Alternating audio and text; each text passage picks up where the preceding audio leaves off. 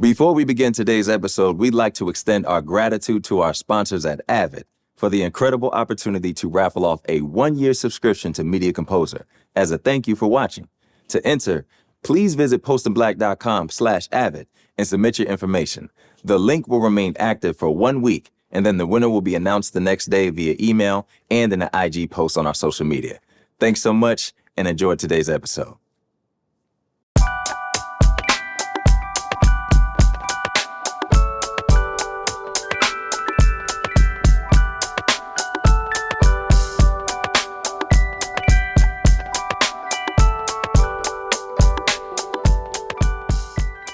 Hello, everybody, and welcome to another episode of Post and Black, where we celebrate Black excellence behind the lens. We are thrilled to bring you an exciting episode today with none other than music supervisor from Disney, Brian Vickers.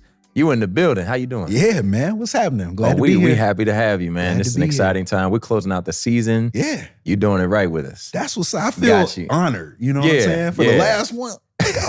We gonna go up. We got a few things to talk about here. All right. But first, we always like to start with an icebreaker. Perfect. So we know you work in music supervision, sync.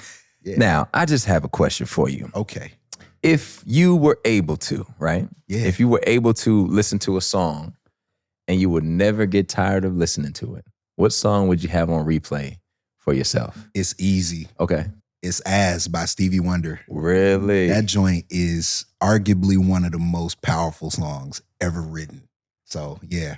I play it all the time. You play it all the time? All the time, man. Okay, never get tired of it? I don't get tired of it often. Yeah. Yeah. I mean, which is rare because, I listen to music all the time. But right. You listen to music all the time. I love that. That's a classic. Yeah. That's a throwback. Shout out to my brother. He's a big Stevie Wonder fan. Oh, see? And you know what I mean? And so that's right in family. I see you got the Robert Glasper, you got it on. Absolutely. So it's in line. Yeah. It's in line. Yeah, I love it. Well, we gotta start and talk about, because I was made aware of something right before we started this interview. Okay. We are brothers. Yes. But we are brothers from different universities that had the same initials but different rivals. Hey, man, that's good. You know what? There's always the real version. Oh, here we go. And the imitation cheese version. All right. But hey, we love y'all nevertheless. Yeah. You know what I'm saying? Shout out to our friend Taylor Mason, Joy Mason. She's an editor for him. Oh, yeah. She's a Howard grad. She is a Howard grad. We had a few jokes as well. Okay, she know what's up. It's all right, It's all right. That's cool, man. Where you from? Tell the people where you from. I'm originally from Birmingham, Alabama. Shout out to all my people in the 205, Roll Tide. Yes, sir. Yeah. Yes, sir. And Yeah. what brought you out to LA? How long you been out here? Oh, man. I moved here. It's a long and funny story, but I moved out here in 2008. And just like everybody else, chasing dreams. You want to work in the industry, always love music. And I was like, that's where you got to go. Yeah. Right. I got out here, and at the time it was right before the writer's strike. Yep. And as a result, that's kind of how I got into this, is because everyone slowly pivoted from doing the long form situation to reality. Yeah. And that's kind of how I got my start. Yeah. But yeah, I knew that it was always going to be one of the bigs. It was either LA, New York. Yeah, no, that's real. That's real. Yeah. Man, we more than have one thing in common, because obviously you went to Howard and I went to Hampton and all that and being in DC. But you coming to LA in 2008, literally right when I came out here, and you said you worked, obviously, and then the reality happened. Yeah. I think you worked for a company. Okay. That I was a PA on some of their shows. Oh, what? No lie, Bun Murray. You worked over there? One of my boys was a line producer on a couple of their shows. I think they did like Cupcake Wars and Cake Wars. Yeah, I was driving the contestants to the airport. Oh my, you know what's funny? Picking them up and taking the ones that got kicked off the show back. So this gets really interesting, because for a while I was a PA too.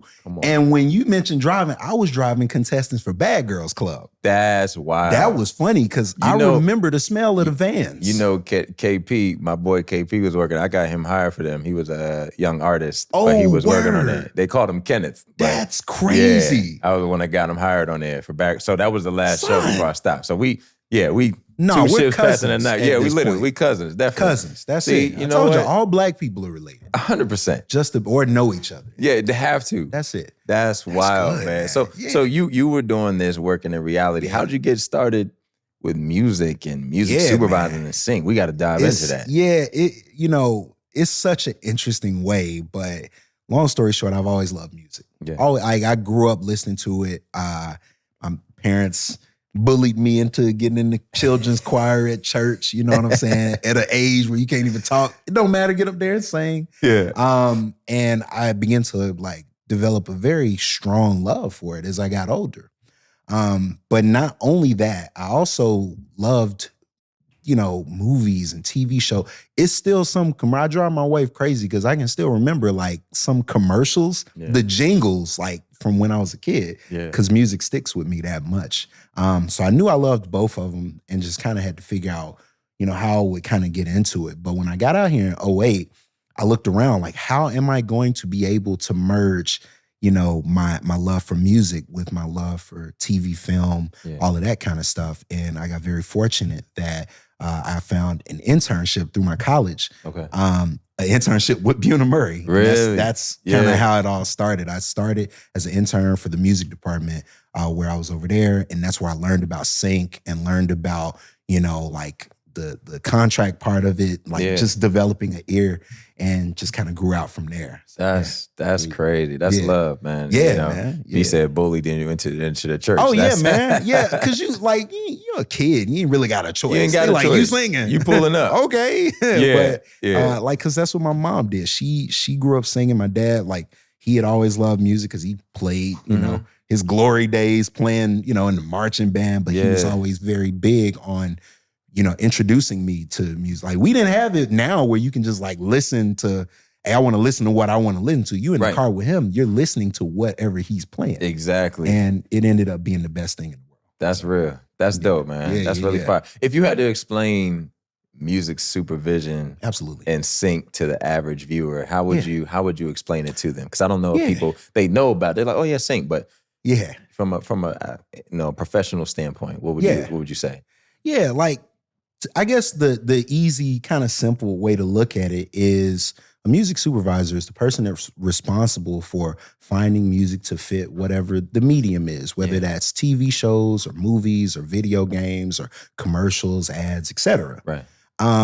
But to kind of break that down a little bit further, music supervisors usually collaborate with, either directors or producers or showrunners or whoever, because the goal is to find music to fit whatever that scene is and to really bring out the emotion. Because funny enough, people might not think about it, but music ultimately shows you how to feel. When you see a scene and you see two people, that music is going to tell you if they are about to fight, if they about to fall in love, if they about to make love, or whatever else is about to happen. So it's a pretty important job and in the overall scheme of storytelling. Yeah. And of course, the sync part of that is just making sure that everything is taken care of. Yeah. Making sure that everybody get paid. You got this cool song and, whoever song it is, that they're getting their credit and that they're getting paid and, that you have permission to use it. Yeah, that's real. I saw something before you described, trying to help artists or people getting involved in this. And you described something as sync friendly. Yeah, man. Can you talk about that? Because obviously, somebody thinking, oh man, I can get some music and I can put it on the show and I can do that. Like, you just create songs and how do I get it out there? How do I get it to the person? But can you talk about sync friendly from that standpoint? Then we dive into the others. Yeah. I think so. Everyone loves making music, and that's cool. And trust me, I know y'all do because I get everybody's emails.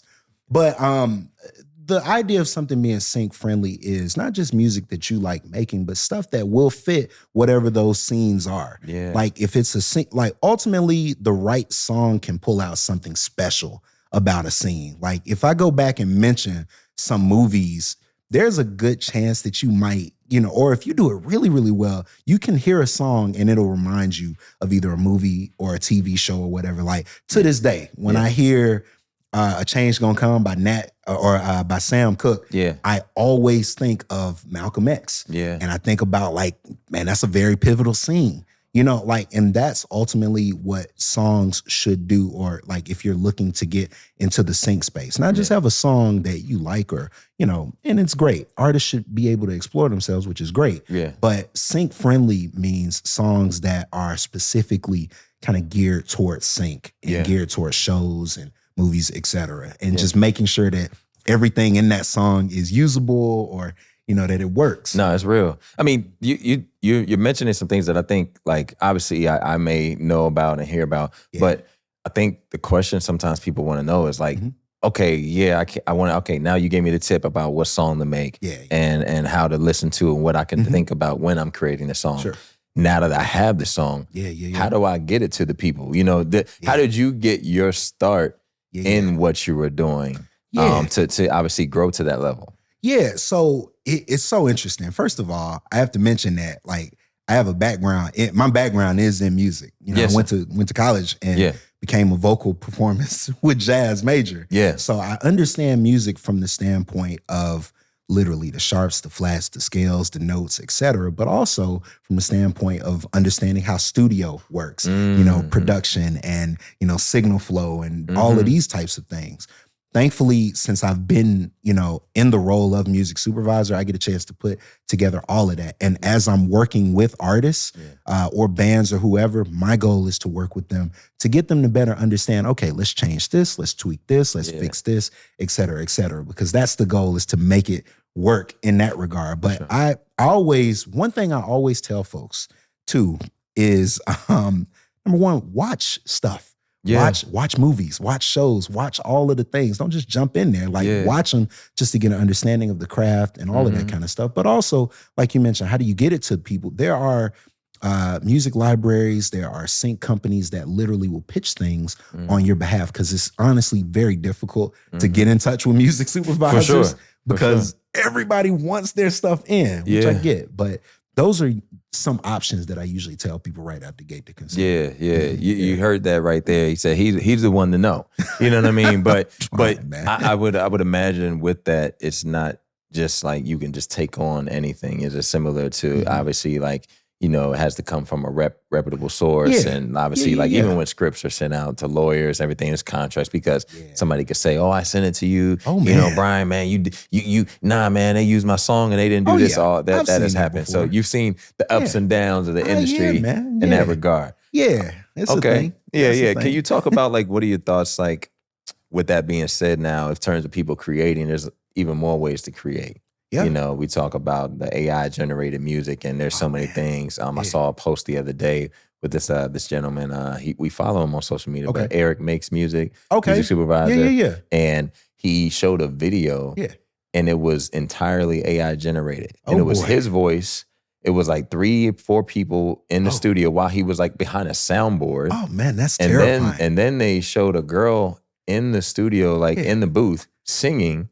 He was like, none of this is real. Ooh. And it was crazy because, like, you could tell, like, it sounded like the audio was a bit off or something. It's like a little miss, but it was crazy. Like, it was like just right there. Can you talk about, like, the effects of what's happening and potentially what's coming for the industry? Okay. Yeah, no, that's a heavy question. It's it's twofolded for me, because one, I'll start with the intense part and then move to hope. Hopefully, I'll try to move to hope. But I do think that AI is very, there are some things that are really cool about it, particularly on the administrative side. Like, I hope that we can use it as a tool to do tasks, not for the sake of creating, not for the sake of replacing folks. My wife is a singer-songwriter, so I know what that looks like. Like, oh man, this could have been for an artist or for someone. And I think what happens with AI is it narrows the gap between the folks that genuinely spend, they do their 10,000 hours. They, have whatever the talent is necessary, hopefully, to put them in a position. It narrows the gap with the everyday person that just kind of has an idea. Now, I understand, again, the convenience of it. Yeah. I personally am concerned because I think the AI is getting better. Like, I watched a video, I think, earlier this week, and I'm like, wait, this is AI. Like, it's not easy to tell as it used to be. Right. Which I think there's some good and bad to that. Like, oh, this is cool.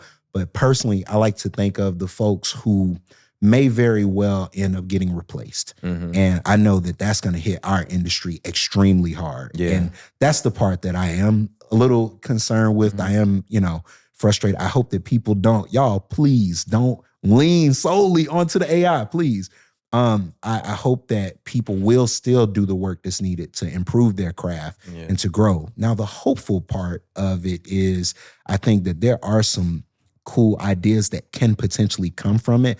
I just hope that it doesn't become a new way to screw people over, honestly. Because that AI still has to be sourced from someone. And I think that's really my goal, is that people will be better about recognizing, how can we make sure that people are still getting their credit. I hope that people don't lean solely on AI, because if they do, that's going to really have a very big impact, not just on music, but just the entertainment industry as a whole. As well. Yeah, I mean, that's why, you saw I'm working in the industry as an actor, and you saw the writer strikes, how it affected actors, and how it's still affecting so many people. I don't think we moved here right in the time, and I was still new to learning the industry, but that was the writer strike when it first happened. The writer strike, exactly. They were like, you moved to the writer strike, and I was like, yeah, okay. Like, I was like, you feel me? Like, I'm an actor, no idea the industry. Hang in there, y'all. He like, no, if they hang in there, y'all. You feel me? Like, if they're not writing, you not saying nothing. You ain't doing that. You ain't doing. So just growing and learning the industry, like AI, definitely. I hope everything that you said, just stamp of approval. Like, I think that's really powerful what you said. Yeah, man. Keep creating, but do the work, y'all. Please. Do the work. Do the work. It doesn't make like hope for when you're talking to other people who say they want to go into music supervision? Does it make your conversation with them difficult, or do you just have to be so real and just raw? Like, hey, like, is it a job? I'm not saying this in like a bad way, but is it a job where we're going to see it in the same way 15, 20 years from now? I honestly, to be super honest, don't think that there are a lot of jobs that are AI proof. I think that everyone has to at least be mindful that this could be a real possibility. Because again, it's just so widespread at this point. When I talk to people, I always talk to them and say, like, is this fully, I have to have the conversations, is it fully created? Because on my end, we can't use things that have, that are augmented or changed or created by AI. Like, it's something that we're trying to be very careful about. And I know it's becoming more and more rampant. But it's just something we try to be as upfront and have the conversations about as possible. You can't run from it. No, you can't run from it. I want to talk about like inspiration. Was there a show when you were starting out, that really made you think? Obviously, like, okay, how did they do that? The transitions. There's like so much that now that I'm fully engaged in the industry, when I think back to little triggers or hints. Absolutely. When I was little, I was like, oh, that's what I thought that was. My mind was like, I went to a movie theater and I was overstimulated, is the phrase. Man. Because I came out of there thinking, I was like, I want to be in that world. Like, how did they do that? Or I'm watching all these anime feeds. Was there a show, a movie, or something that did that for you? Absolutely. Yes, sir. I love this question, honestly. For me, it's two things. Number one, when I was a kid, I can remember as far back as like daycare, preschool. When everybody would go to sleep, I remember when our teachers would sit up, and the teachers are like hoping everybody sleeps so they can turn the TV on and watch soap operas. I would just sit there like, maybe when we're asleep, they watch that VHS of Superman that's over there. Because for me, it was like, hey man, that thing is like sacred ground. It's Superman. It's the OG. And the reason why, like, I think the film was so great was because of the score. Like, in listening to John Williams' score for Superman, it was like, yo, you got something here. Like, even as a kid, you recognize. Yeah, you used to tell him, like, John, you got something. Like, you know what I'm saying? I'm thanks, like, hey, man. Hey, you know what you was doing, didn't you? No, it was really amazing because I thought, like, with this music, even if I don't see it, I feel it because of the score. So that's what kind of got me at least caring about score, whether it's that or Jaws. Like, literally my ringtone to this day, when I get a text message, is the chime from Back to the Future. Because I love that score from Alan Silvestri. But if there's a show that literally opened my eyes to music supervision, it's the Bernie Mac show. The Bernie Mac show is still one of my absolute favorite shows to this day. And part of it is because when I watched the show, I heard music like, oh no, I grew up listening to that. I know that. Yeah. I know Earth, Wind, and Fire. I know the OJs. I know, like, this is the stuff my dad listened to. Oh, so you mean to tell me there's a gig where you can put stuff in there that you know? Yeah. Huh, look at that. And I think that's really what got me interested in music supervision. It's the Bernie Mac show. That's crazy. Yeah. We literally are the same person. Oh, snap. Because Bernie is my favorite comedian. All day. Oh, man. And just the way he told stories. Yes. I got in trouble sometimes when I was young because I used to repeat stuff just because I would remember the phrase that he said it. I had like the impression I was doing of Bernie, and I would say things and it would just come out. Well, Bernie would get you whooped. Bernie would get you whooped. Yeah. Because he was talking that talk. He didn't mince nothing. No, said everything from his chest. Yeah. But I know what you're saying. His actual show was so incredible, man, because of the way it was done with him sitting there and absolutely. just like it blended. You know, you feel me? Like he was just talking and being real, himself, authentic, and I think people could relate to that. Man, that's the powerful. Choices on that show, and it just felt authentically him. Yeah, like we're listening to stuff that he has, 100%, and that's what literally made me care. Like, man, this might be a thing. He used to say that all the time. He's like, I say what y'all want to say. Yeah. He said, see, like, and I used to tell people growing up, I was like, you know that thought when you have and you think it, but then you don't say it? They like, yeah. I like, no, I say it.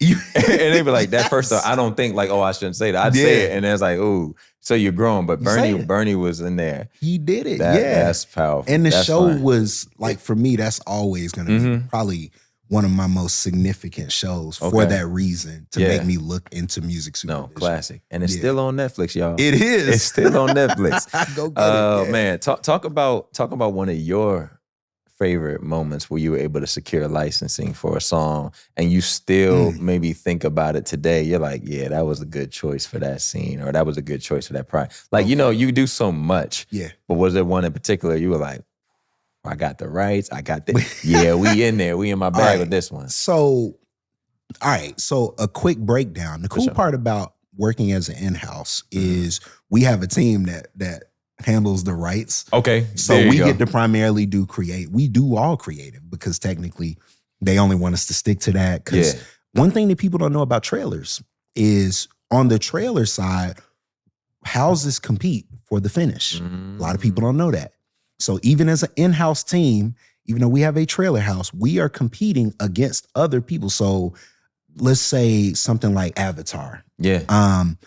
If whatever you're seeing in the theater, it was probably a bunch of houses working on that. And the one that you see is the one that won. A lot of people don't know that. And the reason that that's significant is when you get a finish for trailers, it's a big deal, because again, you're competing against all these other folks. The bigger the movie, the bigger budget, more likely the more people that are going to be working on it. Right. So I think there are a couple ones that like really stand out for me, but one of, I think, my favorite pieces, and it's so funny because it's different, people feel how they feel about these projects. Because I know everybody get mad at trailers. Like, that trailer ain't what I thought it was. Well, look, man, you went to go see it. That's my job, is to get you to go see it. Don't be mad at me for that. I did my job well. Right.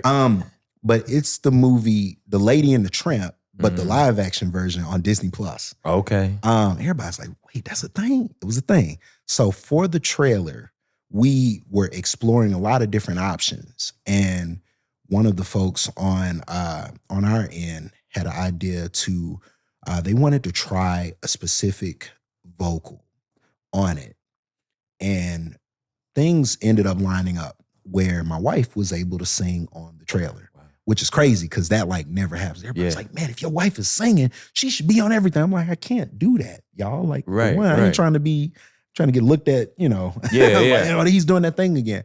It wasn't that. It literally just so happened to line up that she sung, the song Bella Notte, which is like one of the biggest songs from the movie. Yeah. And she sung it on the trailer for the trailer. And to me, that was special because it was literally the first thing like that I had gotten to work on as a supervisor at Disney. And I was like, man, this joint finished too. What? Yeah. So that was pretty special. That's special. And of course, I wasn't the supervisor, but I worked on as at the time, a music coordinator, which is the job right under supervisor. Not long after I started, one of the first projects we worked on was the first Black Panther. And that's always gonna be like special to me. Cause I remember the first time I saw footage from the film, like this is before the hype, before everything. And I literally was in the Bay and I told at the time, the music supervisor, and one of the editors who was working on it, I told him, I was like, this joint is about to be really special. And they were like, yeah, we feel good about it. I'm like, y'all don't understand. Like when we see this, it's going to be a thing. Yeah. And I remember like just watching it go from, oh yeah, I heard they're doing, a Black Panther movie, to, hey, have y'all seen the numbers that they're projecting for this, to, oh my God, this is becoming a cultural touchstone. Like to see that whole thing play out and know that it was because of like one of the first pieces that our team worked on, that is like just, that's amazing. Iconic. Yeah. Oh, absolutely. It's one of those things, like I always say, like I want to be part of things that are like evergreen, that live longer than me. You want to be part of, like, if we never make another episode of Post in Black, this can be cut up, shown to everybody forever, but you want to be part of those. So to have your wife sing one of the most notable songs from the film, it's crazy, on the project, then to work on Black, like to say you work on Black Panther, I'm like, I'm interviewing somebody that worked on Black Panther. That's how dope it was. You feel me? Man, so it's a great team. And I mean, I'm that guy, like, man, look, the team. But it really is, because it takes so many people. 100%. And the more people looking at it, I always like to say,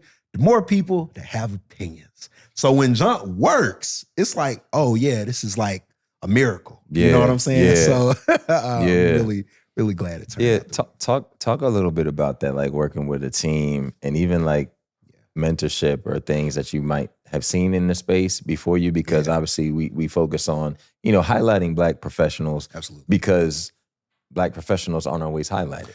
That is we correct. stand out because there might not be that many of us in these spaces. So for you, were you seeing people like you when you were first getting into the space? Yeah. And then what was it like working in this space, making a lane for yourself? Honestly, when I first got in, I didn't see, I didn't know there were a lot of Black music supervisors. So it became something that I actively researched, like who's doing this? Who out there? Anybody? Until I did find some people, and the longer I stayed in, the more people started to rise. Like the more people started working on these big projects. So thankfully, as they begin to like work on these big projects, I would reach out, and there have been a number of people that have been very instrumental in like just even encouraging. Like not really so much as, look, let me show you how to do X, Y, Z, because I just didn't really have as much of that. But there were people who weren't Black who were still like, this is how you do the gig, which I am so grateful for. Shout out to allyship. Yeah, for sure. But it was really important, which is why my thing is always now, like, even if it's music that I can't directly use, I try my best to at least talk to people to give them like a little bit of, go this way, try this, because I know that's something that I would have wanted to hear if I was a young artist, or if I was aspiring whoever it is in post. Like you need to hear that, because you're probably not going to hear a lot of that in the rooms. So there were a few people who, as the longer I stayed in and like researched it, like it's a couple OGs that some of them I didn't even get a chance to speak to or work with. But now we have, I think, a more dialed in community, thankfully. Like you're seeing a lot of people on different sides of sync, not just music supervision, but people who work at sync companies and sync houses and work specific, which I am so grateful for. Because a lot of people always say, well, what's so different about music now versus in the 90s and the 80s? And I think a big part of that is the representation, like having people that understand, this is R&B. This is good R&B. This is good hip hop. This is good things that Black people know really well and relate to really well. It's nothing like it, and that's why we asked. And obviously, there's somebody asked us the other day. They're like, "What's it like in this space, in this world of, can you still say post in black? I was like, and yes, I will. Absolutely, forever. yeah. Because like, where else can we say it? That's And I want to allow that, but it's also like just that understanding of the industry. People want to see a representation of themselves. They want to see authenticity, and you might have an idea of something, but being able to at least have somebody else in the room that can either, stamp approval of that and like agree, or they share a different opinion to kind of help assist, because you don't want it to get out there and then on the back end they're like, that ain't real. That's not authentic. So it's better to have it in the room. Yeah, it's you talked about what it's like working in that environment.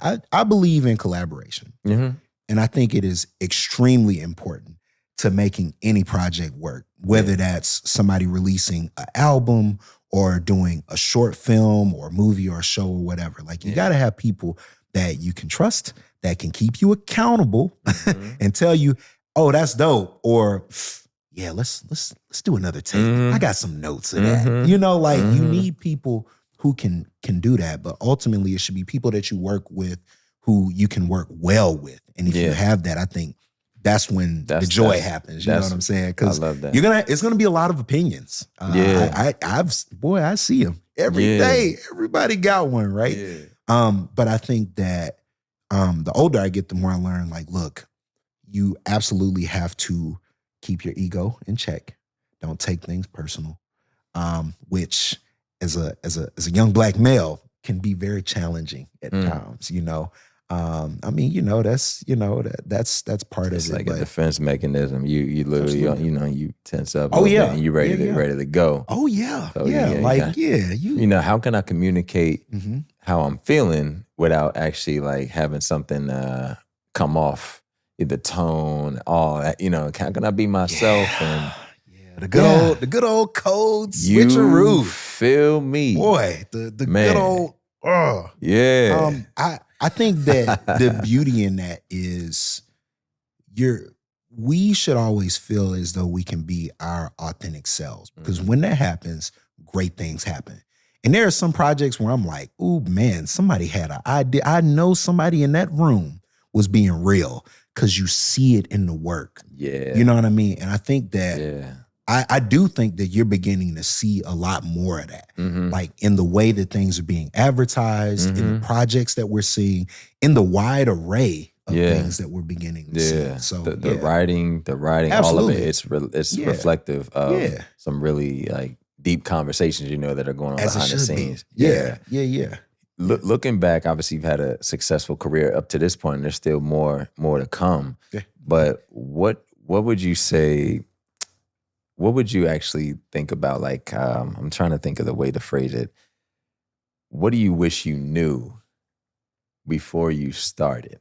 Boy, if that makes sense. Yeah, because obviously there's so much that you're learning on the fly, on the go. Yeah. And then, hindsight is always 20/20, as we say. And I don't believe in regrets, but I do believe in like, if I had that information at this time, maybe a different choice. Yeah. Or maybe a different, maybe a little bit, did I need to be a little bit more assertive? Absolutely. Or this, what do you feel like you wish you knew earlier on in your career? That's good. Man, that's such a good, tricky question. I think that there are a number of things that I probably would have wanted to improve on. I think that relationship building is key. And I mean, everyone kept telling me like, hey man, network, learn how to network, which is so key. And it is. And I think that that's something I probably would have emphasized more. Like I enjoy just making friendships. And I think that that's the beauty of, either a college environment or when you first get to LA and you don't know anybody, you don't know things, you can just kind of roll up without any kind of, filter. Like, hey, what's up? What y'all doing over here? It probably would have been just lean more into that. I wish I learned how to become a copywriter. That'd have been cool. Just because that probably would have been a really good, like, I don't know if I would do this if I had learned how to be a copywriter. Because that just feels like, and whatever, I don't know. That's cool. But I also wish that, I do wish I had more of a mentor to just like, hey, how do you avoid the pitfalls? How do you avoid, walking into a job environment where people might hear you but not hear you? You understand? I kind of wish I had a little bit more of that. So I think, also early on, which is the convo that I have now with people, is self-care. It is, hey man, work-life balance, right? Hey, do that. Dude, nah, man, it's cool. I gotta grind. Nah, man, you should relax because you will burn out or it's not good for you in the long term. So it definitely would have been, hey, get rest and drink water, please. Yeah. Like, regularly. Yeah. Nah, man, I don't need that. I can sit up till 3 every night. Okay, you're gonna pay for it. Yeah. So it would have been, practice self-care. Some days just shut it off. Don't think for a little bit. The inspiration will come. Yeah. All that kind of stuff. That's real. That's real. Those are all, I think, powerful tips and tools. And I think we hear it so much. You turn on your Instagram or, turn on the app, turn on TikTok. There's so many conversations about it and podcasts. And I think we're all talking about rest. But what's crazy, I don't think we're actually resting. Doing it. You know what I mean? So it's a difference Right. between talking and doing. So it's like, definitely have to shut it down. Definitely have to set the boundaries. Because you will pay for it. You will pay for it. On the back end. Some people can listen to a podcast about rest while doing work. That's like crazy. But that's like regular. Oh shoot, am I hitting dogs in here? Is that what's going on? Oh no, don't do that. Hey, y'all be good. That's my time. You have a good one. Thank you guys for tuning in. Hey man, y'all take it easy. Yeah, you feel me? I mean, it's you gotta rest, man. And I know like and it's tough to say that when everything in our culture suggests, no, you gotta work. You gotta keep working, keep your feet moving. But that to me is like super important now. Yeah. I mean, granted, you learn it when you're older because, I got a family, I got a wife, kid. Right. 100%. Yeah. I think that's the perfect segue when you talk about rest to say, what are you working on next? You feel me? what you got coming up next, my brother? Man, no, it is a good segue because I think that's the thing is we work on some really cool projects because it's a company that everybody knows. I've been working on a number of projects for kind of our kind of corporate side. So doing a lot of like rebranding. So I think there's some stuff there that's going to be cool. We're still working on a couple movies that will be out at some point in the future. Of course, I can't say. But No, 100%. Yeah. But there are a couple movies that we're still working on. Some things that I think I'm pretty excited about. Okay. But for me, the one thing I always tell folks is like, because we always had a conversation like, is this the year where the industry gets back? I'm like, I think that things will eventually temper out. Like I'm hopeful, or at least I'm just hopeful. Like I'll try that, but I do think that things will be on the upswing. I hope to see more things across, not just like our studio, but for everyone, because these are people's dreams. I don't think that enough people think of it in those terms. Like, yo, this is a dream for somebody to be an actor, to be a writer, to be a director, to be whatever else. So I'm hoping that there's a lot more of that to come. But some stuff I'm pretty excited about. I believe it. And I think what you said, even about rest, but also even about the industry and changing. I think as we've learned being out here as long as we have, there's levels and there's seasons. And so it's like even every season when it's not the season for work, it might be time for rest and reestablishing the foundation. And so, because I always say, like, when it's time to go, it ain't time to get ready. Oh, so that's you good. feel me? So we gotta just stay in that preparation. And preparation sometimes is rest. Some preparation sometimes is planning and doing the things that it's the little details. But I learned through the losses. You know what I mean? Absolutely. We learned through the not doing. I'm like, I should have did that. So we getting smarter. Getting smarter. That's the key. Is to learn that. I think that's the beauty of it. Like, oh, okay, I know now. I know better now. 100%. Yeah. Where can people follow you or like reach out? Are you open for people reaching out and just to connect and ask questions? Or how does that work? People gonna reach out no matter what. For sure. It's just I get it because I still have to reach out too. Usually I tell people to hit me up on LinkedIn. Okay. Because that's the business place, Official. whatever. Yeah. I don't know, I guess. But Yeah. LinkedIn is usually easy. I know that people like doing the Instagram thing. I told y'all, I even put it in my bio. Like, you can follow me on Instagram, but I usually just post pictures of like food and kid stuff. Yeah. Like it's because the separation, my the break. boundary. Yeah, it's my break. like this is the backyard. Yeah. But LinkedIn, Okay. usually if people have questions, Yeah. I try to be pretty open to that. Okay. I love that. Well, we definitely appreciate you being here, Brian. Yeah, This was awesome, and just This like is great. the energy, and obviously it won't be the last time because I think there's dope. still like to unpack what you're saying and talk about it, and then as the industry changed, I think we're going to have more conversations to really jump into. But we appreciate you for being here. Man, Thank you for joining us on didn't Post even Black. say anything You feel me? about your school. Oh man, hey, Hampton University Okay. in the building. Okay, But there they you already go. know. We've been shouting it out for 6 seasons. There you We've been go. shouting out Hey, Hampton. there it is. Good. Hey, you said my school. Yeah. You gotta say Hampton. No, I mean, let your school do it, man. Whatever. They don't need to hear me say that. You know what? This it was all love. No, and man, it's still love. It's but still love. It's still love. It's still love. It's a HBCU love with my brother. We just got a little more the season. bison. Yeah, the bison. You know what I mean? It's always the bison. Anyway, we appreciate y'all for watching Post Black. Make sure you subscribe, like, and follow us on all of our social media platforms. Thank you to Dolby, our title sponsor, and to Avid, our supporting sponsor. Without you, this season would not be possible. We will see you next time. Until then, stay black.